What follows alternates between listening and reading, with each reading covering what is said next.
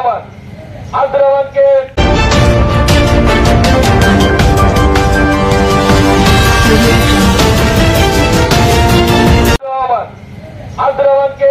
আজকের এই মানববন্ধনে গুরুত্বপূর্ণ আলোচনা করার জন্য তাকে বিসমিল্লাহির রহমানির রহিম। তরুণ প্রগতি বাংলাদেশ জাতীয়তাবাদী তরুণ দলের মনপুরা উপজেলা জাতীয়তাবাদী তরুণ দলের সিনিয়র সহসভাপতি মোহাম্মদ সাইফুল ইসলাম আলামী এই মানববন্ধনে উপস্থিত আছেন। মনপুরা উপজেলা জাতীয়তাবাদী তরুণ দলের বিপ্লবী সাধারণ সম্পাদক উপস্থিত আছেন। মনপুরা উপজেলা জাতীয়তাবাদী তরুণ দলের সহসভাপতি মোহাম্মদ মঞ্জুরুল আলম মঞ্জু ভাই উপস্থিত আছেন।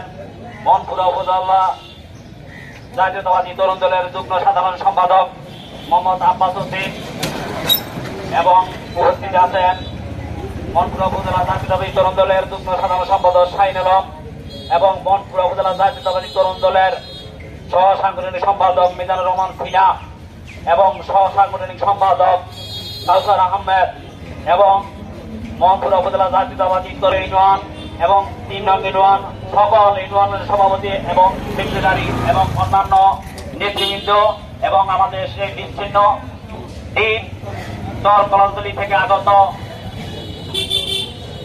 ইউনিয়ন কমিটির সভাপতি এবং সেক্রেটারি সম্পাদক সহ অন্যান্য নেতৃবৃন্দ উপস্থিত আছেন। সবাই আমার আন্তরিক সালাম গ্রহণ করুন।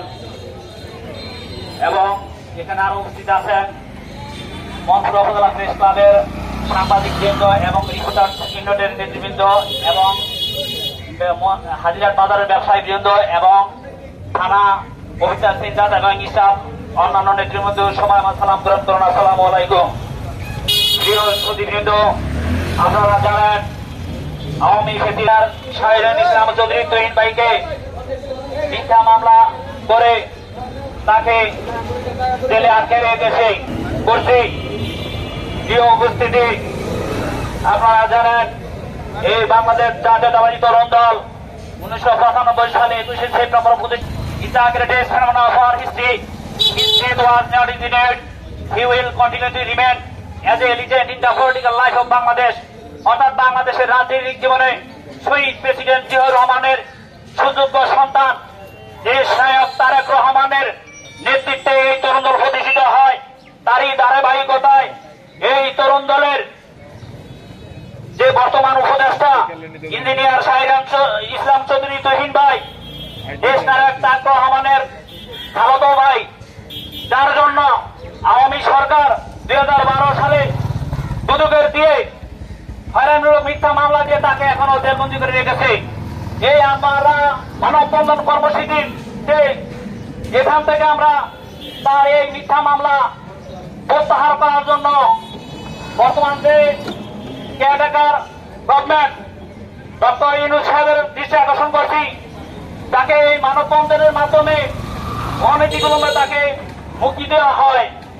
সংগ্রাম হিসেবে আজকে সারা বাংলাদেশ ব্যাপী মানববন্ধনের আয়োজন করেছে সেন্ট্রাল কমিটি এবং প্রত্যেক মহানগর, জেলা, পৌরসভা, উপজেলা সহ আজকে কেন্দ্রীয় মানববন্ধন কর্ম হিসাবে আমরা এই মানববন্ধন আয়োজন করছি।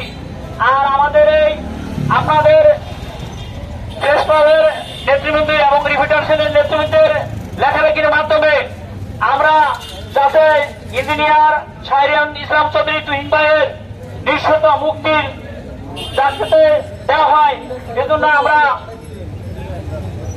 সেই আবেদন জানাচ্ছি।